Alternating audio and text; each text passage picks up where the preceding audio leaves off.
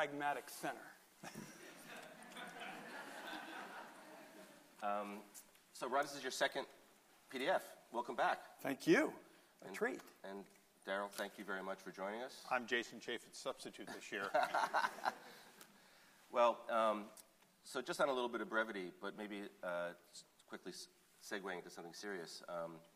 I always used to joke, in fact, I still do sometimes, that politicians don't know the difference between a server and a waiter. And I'm very happy to say that we have two members of Congress who definitely know the difference. So here's my first question. Why is it that so many members of Congress seem to not understand the internet or how powerful technology can be in our economy or in our democracy? My general take, Andrew, is we probably don't use our children enough as advisors. And, I mean, seriously, I think we all understand there's a generational divide on this issue. It wasn't very long ago when you'd go to a hearing in the United States Senate and people were talking about the internet as a series of tubes.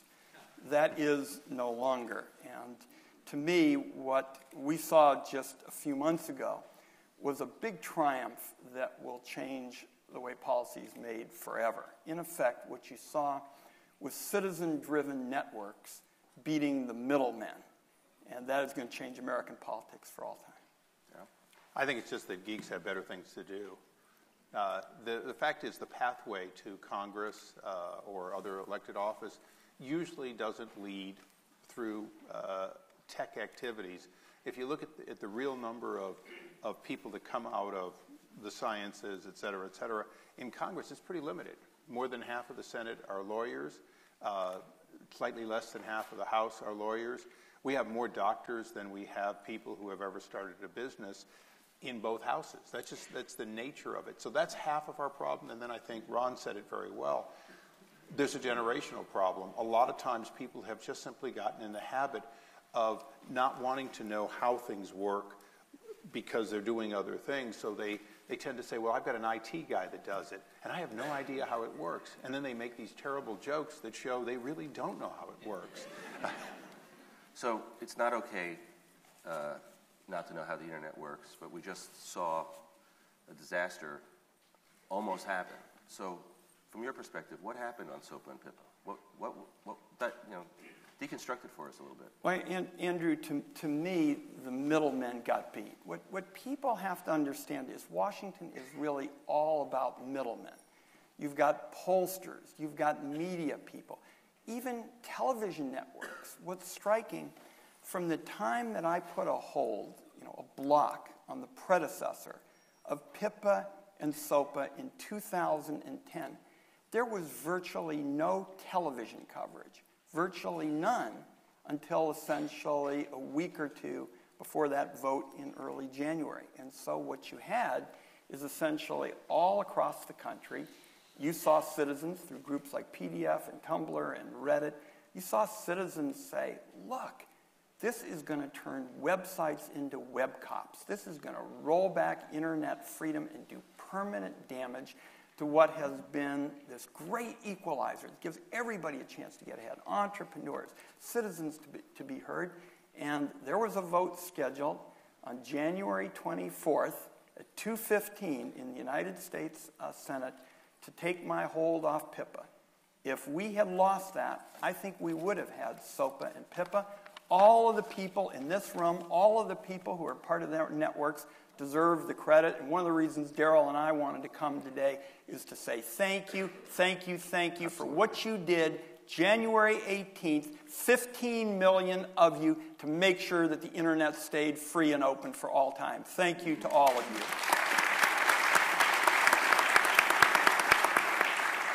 So Darrell, and following up on Ron, the fact is you only have to look a few years back in history.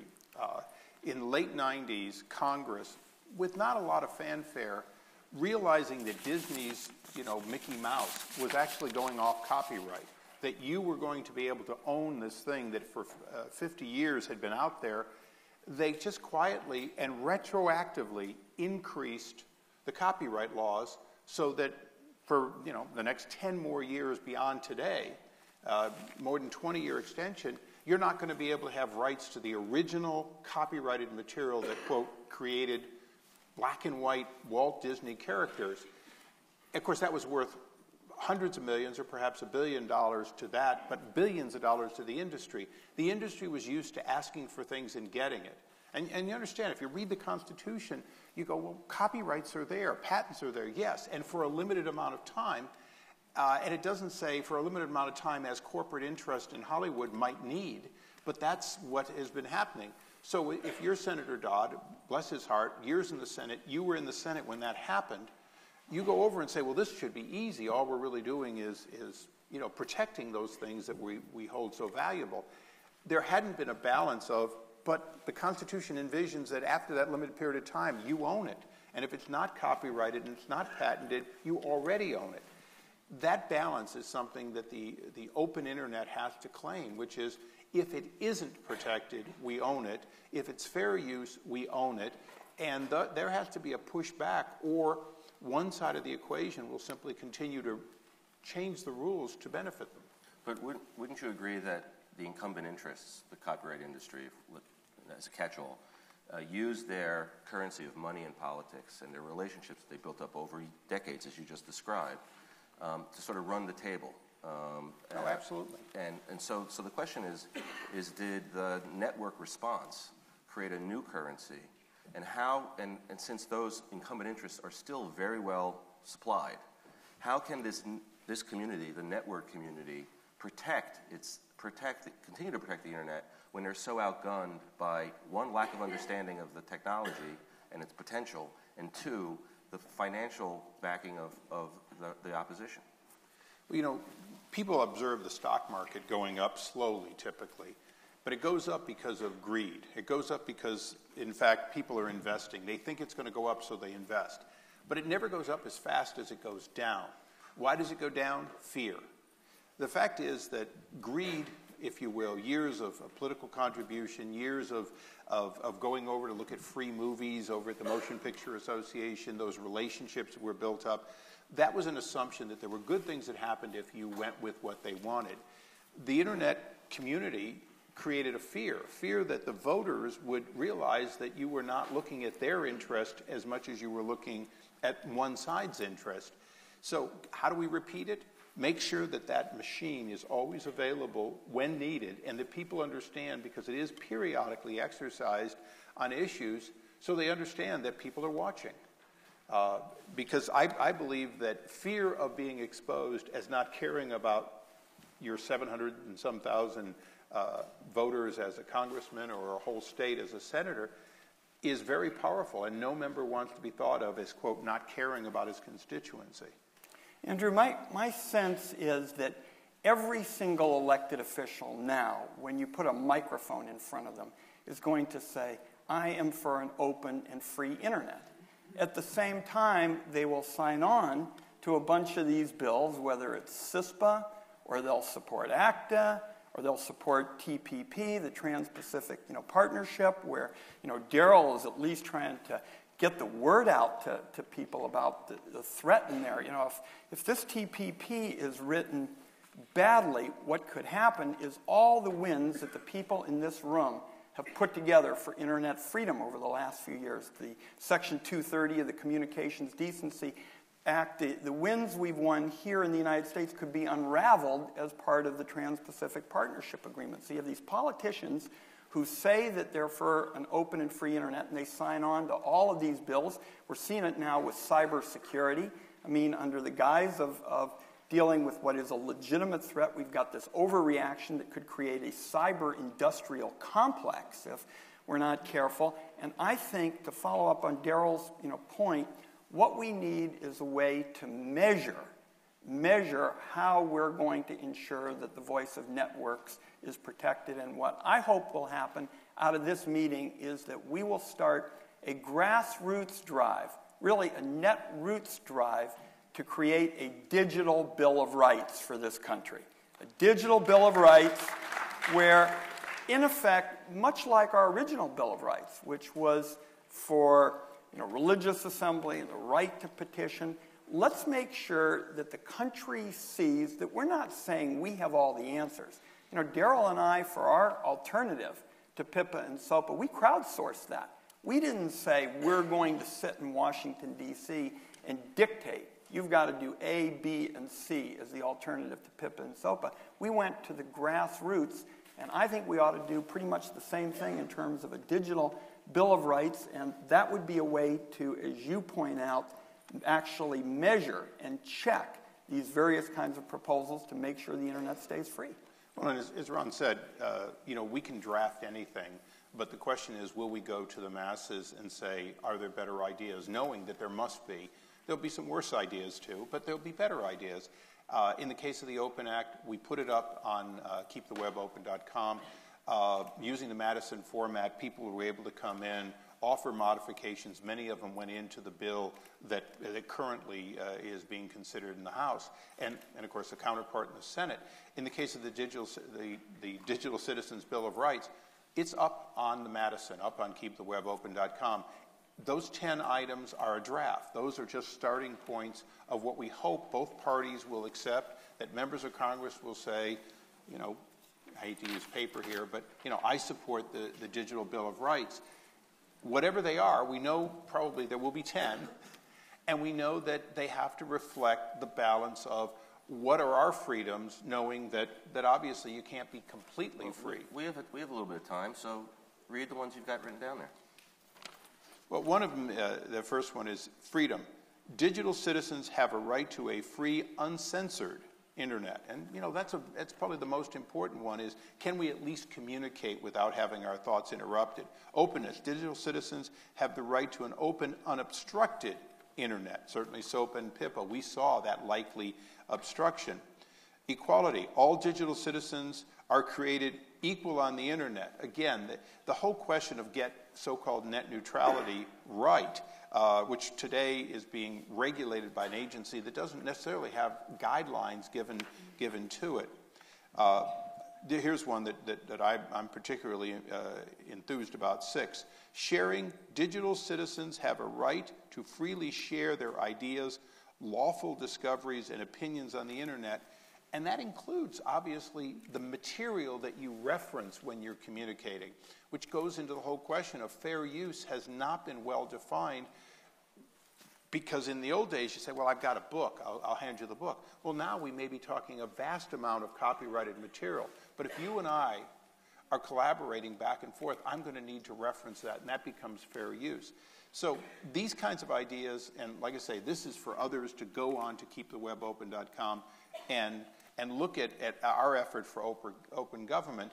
And there's several people here from the foundation. We formed a foundation so that what started off as a congressional activity run out of my committee office is moving to a nonprofit, so that it'll have its own board of governors, so that it not be Ron or my impetus. And also, after he and I are out of office, we want to make sure that this goes on the way so many other nonprofits have been critical to the development of the internet. If not for a few open source minded people, a lot of what we do today we wouldn't be able to do. We'd be looking at specific vendors and their closed formats. So in a previous time I would have said let the history books show, but I'm going to say let Wikipedia show that the Internet Bill of Rights got asked for and declared at Personal Democracy Forum 2012. And if you type OpenGov, you'll go to keepthewebopen.com and you'll be able to read it and add your thoughts to what the final version should be. It's part, Andrew, it's part of this vision that Darrell and I are trying to articulate of changing power in Washington, D.C. That's why I come back to this proposition that Washington, D.C. has always been run by middlemen. These middlemen tell everybody in the Congress what to think, they poll everybody, then they tell you what to say. Well, Darrell and I can go to our tweet deck. I mean, we got an alternative way of listening. And so the point of a digital Bill of Rights is not to have a bunch of people in Washington, D.C. in blue suits and red ties sit around and pretend that we know everything about how to shape, digital policy. The more I learn about the net, frankly, the less I know. But what I do know is to go to people and listen get a sense of how we empower them. That's why I look at this, and it's almost like today you're starting what amounts to a digital constitutional convention of bringing groups together and saying, let's help shape this. Okay, so let's assume it starts to be iterated on by the community and people start debating some of the language. SOPA and PIPA were a direct assault on the internet. It's very clear and present danger. Here in New York, the New York Tech Meetup put 3,000 people on the street from one email and one tweet because everyone understood what was at stake. Well, the incumbent forces aren't going to be as dumb as they were the last time, thinking they could just run the table. They're now going to get a lot more sophisticated, and they're not going to go after the open internet on a direct assault. They're going to do it with 1,000 little cuts. And that makes for different divide and conquer. There's different coalitions built around different kinds of bills, and we don't have the infrastructure to educate the internet public about what a small cut might mean, because it's just not well articulated, it's not well understood. So, maybe the Bill of Rights can act as a guide or a benchmark to measure, but we should expect, and I'm wondering how you think we should react or how the community should organize itself to protect 1,000 little cuts. I mean, on CISPA, Darrell, from my understanding is you're actually a supporter of CISPA to some degree. I am, because ultimately one of the challenges we have is the NSA, all of our clandestine agencies, they're going to get a lot of information. The question is, are we going to make sure that we know the rules of the road? And a good example is the tools necessary to combat, whether it's China or some other country trying to take down our internet. We pay our intelligence agencies to have that. They're going to get it. They're going to get it from Microsoft. They're going to get it from Norton. They're going to get it from wherever it is. The question is there also a set of rules that they have to collaborate and give it back to industry? Are we in the private sector going to get any benefit from that protection, or is it one way only? My concern is there are some places in which you can't be an oak. You've got to be a bit of a willow. But if you have enough transparency, if you know exactly what the rules are and who's watching, then I think you can find a middle ground. That's a fairly limited, when you look at the Bill of Rights, you can't, you have free speech, but you can't yell fire here and have people run to the doors. My concern about CISPA is if we have no rules, and I was on the Intelligence Committee for a number of years, then the communication will be all one way. Those entities, either voluntarily or involuntarily, will still be sending the information, but it won't be transparent. That doesn't mean that I think the bill is perfect. I don't think we got it perfectly right. My committee only had part of it, the government to government. So we think we got that right, but that's not the part the public's concerned about. They're really concerned about when information is shared by, they call it voluntary, but when shared in a vast way by government, are we giving up our rights and our privacy? And the answer is, I don't know, but I want to make sure that there's transparency as to the process so that people know if it's happening and can object to it. Ron? Andrew, you're right to say that CISPA is being perceived as different than PIPA and SOPA. I mean, for example, there are companies that were strongly opposed to PIPA and SOPA that are for CISPA. So what we have to do, and I gave the speech on the floor of the Senate on this issue, outlining some of the kind of key questions. If any of you are having trouble sleeping at night, you can go and see the speech. But the point, really is... They're calling it up right as we speak. Yeah. There's some fundamental, questions at stake. As I say, I am concerned that there are people who are using this cyber threat, which is a legitimate one, in effect to create, I call it a cyber industrial, complex that really plays on people's fears and has a big appetite for private data.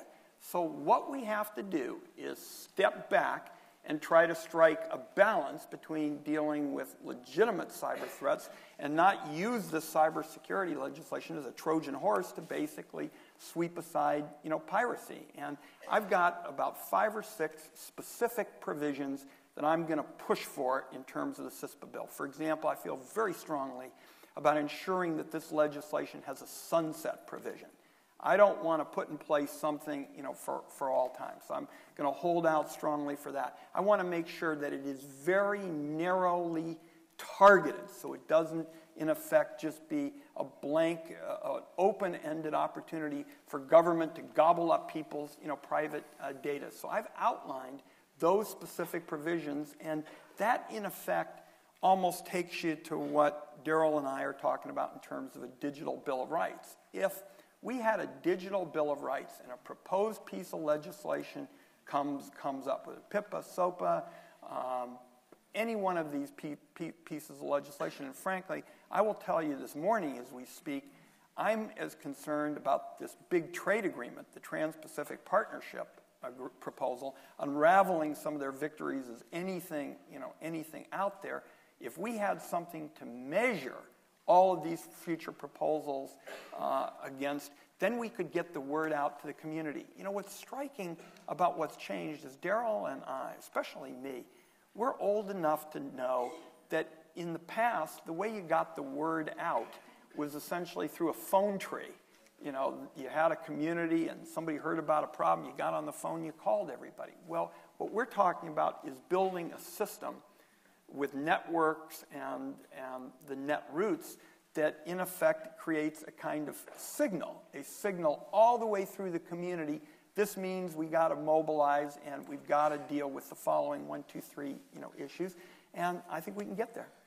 So, Darrell, one of the problems in trying to analyze this situation is that it's not really just government controlling the internet or passing laws.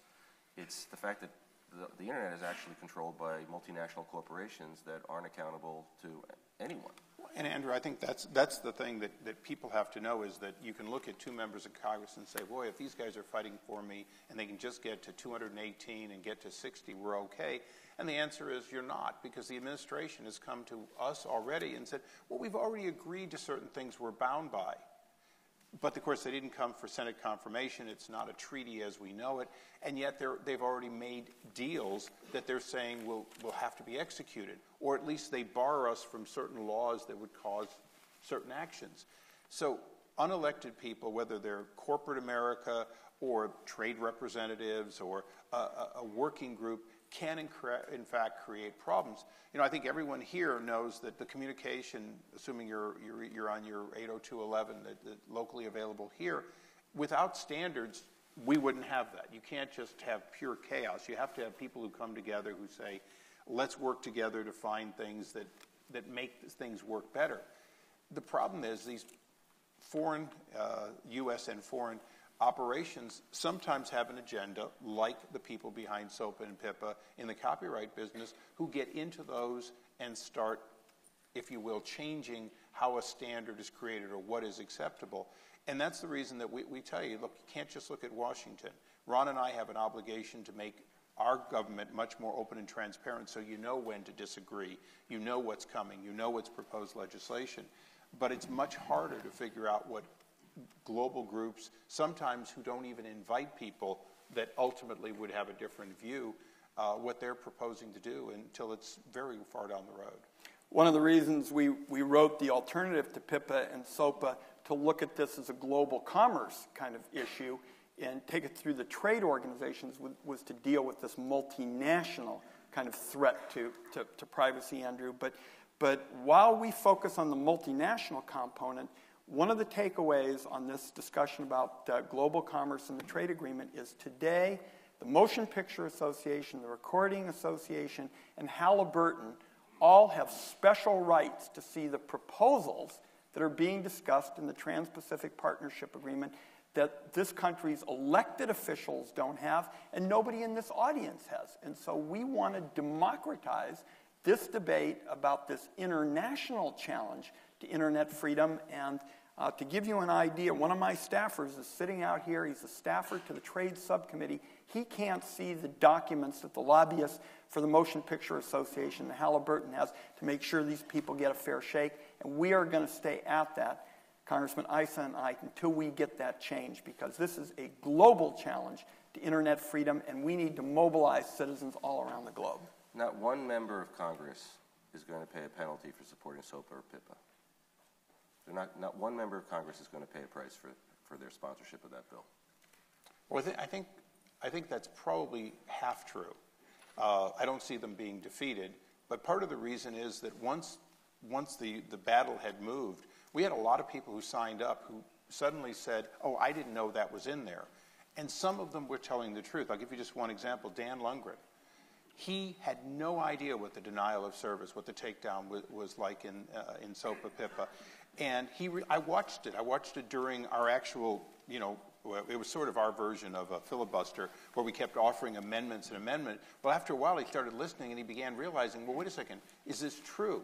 And, of course, we had the facts. So how do you separate those from people who were simply doing the work of one side? And I think the answer is those who come back again with the same thing in a slightly different package, then you'll know who the true believers are. Because the people who signed on, who made it look like it was a done deal, those people aren't going to be on it again. Let's just on a rough percentage basis. Let's assume that we've massaged the Digital Bill of Rights. We've got consensus in the community. We even have a cross-partisan cooperation. We call it post-partisan in California. Okay. I guess some people have heard Arnold's statement. So we've got something if you were to submit it now, today, a iterated Bill of Rights, how many members of Congress do you think would sign it on a percentage basis?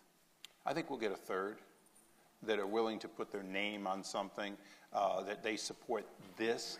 Part of the whole point is it can't be Darrell's authorship. It's got to be. I'm saying if it's crowdsourced and comes from the community, there's an internet coalition on the left and the right and the center that supports it, and then it was presented to members of Congress. Andrew, if we got a chance through the organizations that are represented in this room to spend 6 months, in effect, going to the grassroots so that people felt empowered in the writing, and then we had another few months in order to make the case, I think we could come very close to having half of the Congress with us as we launch this. You have to understand, on the day that the Senate was going to vote to override my hold on PIPA, 41 United States senators were co-sponsors of PIPA. And that's like an army in the United States Senate. That's like running the tables. Almost all those senators had been told that sponsoring PIPA was low-hanging fruit. They were all told by the lobbyists, everybody's against piracy. Piracy is a terrible thing, and I know you heard from Ron, and God, he's from Oregon, and everybody knows what goes on in Oregon. And I thought it stayed in Oregon. Yeah, Ron's a nice guy, but this was the attitude until really January 18th, and 15 million emails, arrived, and messages and the like. And I don't think we should underestimate the power of that. But yes, this needs to be approached as a grassroots organizing campaign. And if we took 6 months to put this together and another few months to have people go and see their members of the House and Senate, I think Darrell and I could have close to half of the Congress. If you think about not taxing the internet, for more than a decade, the Congress has resisted the urge to find new revenue for government off the internet. And that's because it was simple, it was understandable, and there was just an incredible community growing every day that objected to it. Now the question is, are we as concerned about maintaining our freedom? Can it be as simple, and can it have as many supporters? And if it does, we will get it into party platforms, we will get it onto the words of members of Congress, and most importantly, once it's a right, once it's established as a right, doesn't matter what the words are, then everything that Americans do, corporations... And we're going to codify this in a law? Is that the goal? The ultimate goal is to put these items into laws. A good example is the FCC needs to have a set of instructions that say these are the rights of people that the FCC has to observe when rulemaking, because more of your freedoms will be taken by regulatory agencies than Congress will ever take directly. So with that said, I think it's fantastic that we see cooperation on this level. Most Americans don't get to see this. So I was going to suggest as the Netroots starts to rise up to support your call to action, that you do a road show. We'll crowdsource any city or county where they get 1,000 people to sign up to meet you guys. You guys are going to, we'll go together. Wherever 1,000 or more shall gather? I'm in. Can I have 10 seconds? Folks, I've been in public service a while. I ran a legal aid office for senior citizens. I started when I had a full head of hair and rugged good looks. And I can only tell you, working with all of you over this last decade, as we've tried to lay out a foundation for internet freedom, the question of the Communications Decency Act, the internet tax legislation Darrell spoke about, the digital signatures legislation, and finally PIPA and SOPA. This has been as satisfying a period as I can imagine in terms of public policy, because it's given us a chance to give citizens, at a time when they're so frustrated about government, the chance to take the reins of power back. That's why we're here today. That's what's going to make the next days and the months ahead a real treat. And thank you for having us. Thank you. Fun. Thank you. Thank you very much.